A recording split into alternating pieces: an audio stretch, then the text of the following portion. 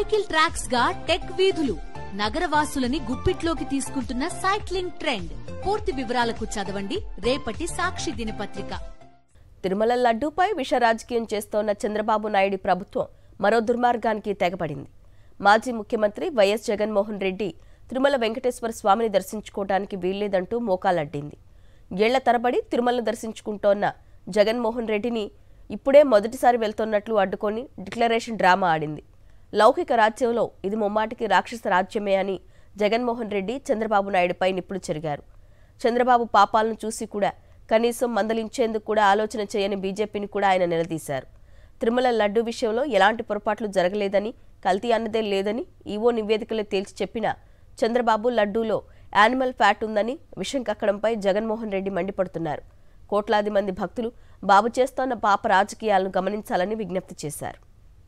తిరుమల లడ్డూలో జంతువుల కొవ్వు కలిసిపోయిందని చంద్రబాబు నాయుడు దుర్మార్గమైన ఆరోపణ చేసిన సంగతి తెలిసిందే. అయితే ఆయన నియమించిన టీటీడీ ఈవోనే 3 సందర్భాల్లో ఇచ్చిన ప్రకటనల్లో కల్తీ నెయ్యిని తిరుమలలో వాడనే లేదని, ఆ నెయ్యిని వెనక్కి పంపామని పదే పదే స్పష్టం చేసిన చంద్రబాబు మాత్రం తన అబద్ధాలు కొనసాగిస్తున్నారు. ఈ రాజకీయాన్ని ఎండగడుతోన్న వైఎస్ జగన్మోహన్ రెడ్డి ఈ నెల 28న తిరుమల వెళ్లి వెంకటేశ్వర స్వామిని దర్శించుకోవాలని అనుకున్నారు. లడ్డూలో కల్తీ జరిగిందన్న ఆరోపణల్లో వాస్తవం లేకపోవడంతో ఎవరూ పట్టించుకోలేదు. దీంతో అడ్డంగా దొరికిపోయిన చంద్రబాబు నాయుడు మరోసారి డీవియేషన్ పాలిటిక్స్ చేస్తున్నారు. జగన్మోహన్ రెడ్డి తిరుమల గుడికి వెళ్లకుండా అడ్డుకునేందుకు ఆయన డిక్లరేషన్ ఇవ్వాలంటూ అధికారుల చేత నోటీసులు పంపారు. వైఎస్ఆర్ శ్రేణులు తిరుమలకు రావడానికి వీల్లేకుండా వారికి నోటీసులిచ్చారు. 2019 నుండి 2024 వరకు 5 ఏళ్ల పాటు ఏటా ముఖ్యమంత్రి హోదాలో వైఎస్ జగన్మోహన్ రెడ్డి బ్రహ్మోత్సవాలకు వెళ్లారు. అంతకుముందు ప్రతిపక్ష నేతగా ఉన్నప్పుడు కూడా పాదయాత్ర సమయంలో తిరుమల వెళ్లారు. అప్పుడు డిక్లరేషన్ అడగని చంద్రబాబు ప్రభుత్వం అధికారులు ఈసారి దానికోసం పట్టుబట్టారు. రాజశేఖర రెడ్డి గారు 5 సంవత్సరాలు ముఖ్యమంత్రిగా ప్రతి సంవత్సరం బ్రహ్మోత్సవాలకు వస్త్రాలు నాన్నగారే సమర్పించారు. నాన్నగారు కొడుకునే కదా నేను కూడా తిరుపతికి ఎన్నోసార్లు పోయా కదా ఇంతకు ముందు కూడా ముఖ్యమంత్రి కాకమునుపు. అంతెందుకు నా పాదయాత్ర మొదలెట్టేటప్పుడు వెంకటేశ్వర స్వామి ఆశీస్సులు తీసుకుని మొదలెట్టా. నా పాదయాత్ర అయిపోయిన తర్వాత నేరుగా తిరుపతికి వెళ్ళి కాలినడకన కొండెక్కా. తిరుపతికి వెళ్ళి కాలినడకన కొండెక్కి వెంకటేశ్వర స్వామి దర్శనం చేసుకుని తర్వాతనే ఇంటికి పోయా. నా పాదయాత్ర అయిపోయిన తర్వాత నా 3648 కిలోమీటర్లు నా పాదయాత్ర అయిపోయిన తర్వాత. ఇవన్నీ తెలియవా రాష్ట్ర ప్రజలకు? మన అప్పుడు చంద్రబాబు నాయుడు గారు ప్రభుత్వమే కదా అప్పుడు ఉండింది. అప్పుడు నేను ప్రతిపక్ష నాయకుడినే కదా అప్పుడు. మన ఆయన కళ్ళ ముందరనే కదా వెళ్ళింది, తిరుపతి కొండెక్కింది 2 సార్లు. 11 ఏళ్లుగా తిరుమల వెళ్తోన్న తనను మీ మతం ఏమిటని అడుగుతున్నారని, మానవత్వమే తన మతమని వివరించారు జగన్. హిందూ, ముస్లిం, సిక్కు మతాలను కూడా తాను గౌరవిస్తానని స్పష్టం చేశారు. ఒక రాష్ట్ర ముఖ్యమంత్రిగా 5 సంవత్సరాలు బ్రహ్మోత్సవాలలో తిరుమల తిరుపతి దేవస్థానానికి వస్త్రాలు సమర్పించిన నేను, ఇన్నిసార్లు తిరుమల తిరుపతి దేవస్థానానికి వెళ్ళిన నేను, ఈరోజు తిరుమల తిరుపతి దేవస్థానానికి నేను రాకూడదట, పోకూడదట. కారణం ఏమిటంటే నా మతమట. నేను అడుగుతా ఉన్నా నా మతం ఏమిటి అని అడుగుతా ఉన్నారు. నా మతం ఏమిటి? అవును, 4 గోడల మధ్య నేను బైబిల్ చదువుతాను, తప్పేముంది? బయటికి పోతే హిందూ సాంప్రదాయాలను నేను అనుసరిస్తాను, గౌరవిస్తాను. బయటికి పోతే ఇస్లాంను అనుసరిస్తాను, గౌరవిస్తాను. బయటికి పోతే సిక్కిజంను అనుసరిస్తాను, సిక్కిజంను నేను గౌరవిస్తాను.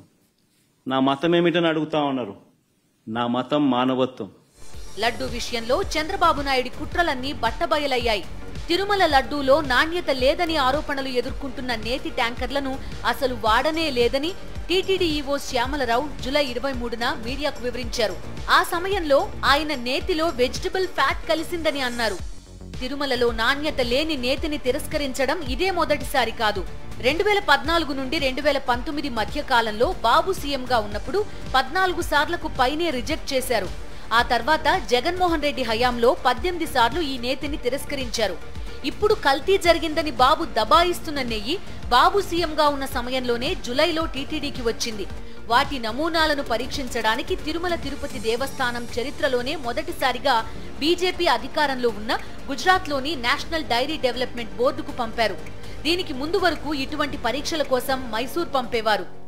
ఈ టెస్టులు ఫెయిల్ అయినప్పుడు ఈ 3 టెస్టులు చేసిన తర్వాత వెనక్కి పంపించేదానికి పక్కన పెట్టేసి మామూలుగా CFTRIN central food technological research institute మైసూరుకు పంపిస్తారు. డౌట్లు ఇంకా ఫర్దర్ గా ఏమైనా ఒక్కొక్కసారి ర్యాండమ్ గా కూడా పంపిస్తా ఉంటాం, ఫర్దర్ గా ఏదైనా వెరిఫై చేసేదానికి.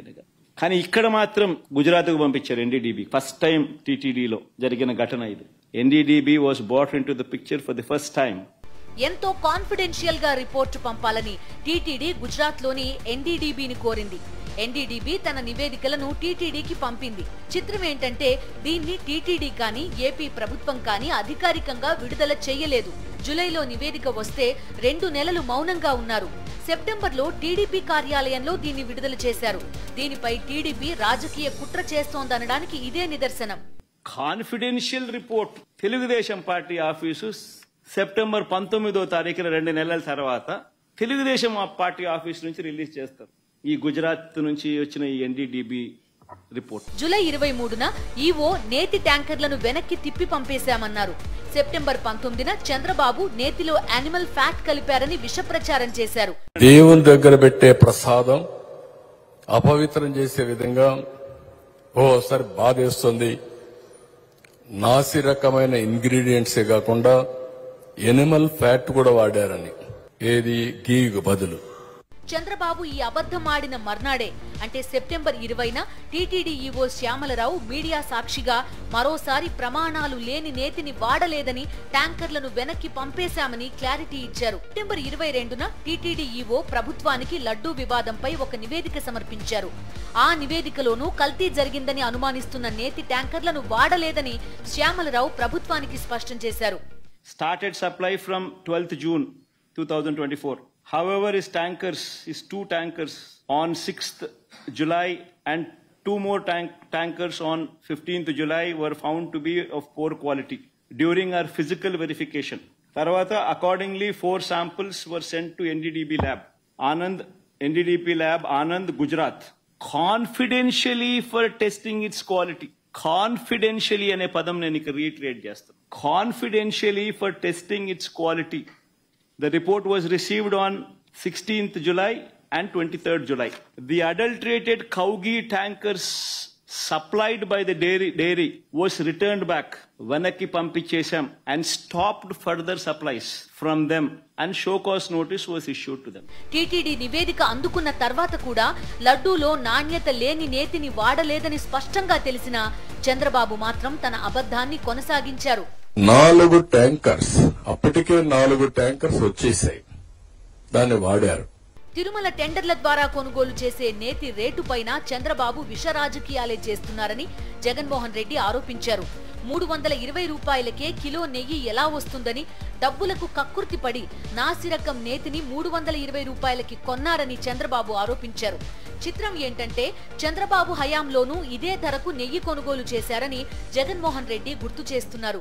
320 రూపాయలకి నెయ్యి ఎట్టొస్తుందని ఇంకా ఆశ్చర్యకరమైన విషయం అండి, నాకు అర్థం కాల. చంద్రబాబు నాయుడు గారి హయాంలో 2015 నుంచి 19 వాళ్ళు ప్రొక్యూర్ చేశారు కదా నెయ్యిని. టెండర్లు పిలిచి ఇదే మాదిరిగానే ఈ టెండర్ల ద్వారా పిలిచి ప్రొక్యూర్ చేశారు కదా. ఏ రేటుకు ప్రొక్యూర్ చేసినారు? చంద్రబాబు నాయుడు హయాంలో నెయ్యి ఏ రేటుకు కొన్నారు? 276 రూపాయలు 2015లో కొన్నారు టెండర్ల ద్వారానే. 2019 జనవరిలో అంటే ఆయన చివరి దాంట్లో 324 రూపాయలు కొన్నారు. మరి అటేటప్పుడు 320 కొంటే తప్పేముందయా? ఉన్న రేట్ అది వాళ్ళ టెండర్లలో వాళ్ళు కోట్ చేసినారు. L1 కింద ఎవడైతే వాళ్ళకి ఇచ్చినారు. ఏం తప్పు జరుగుతా ఉంది?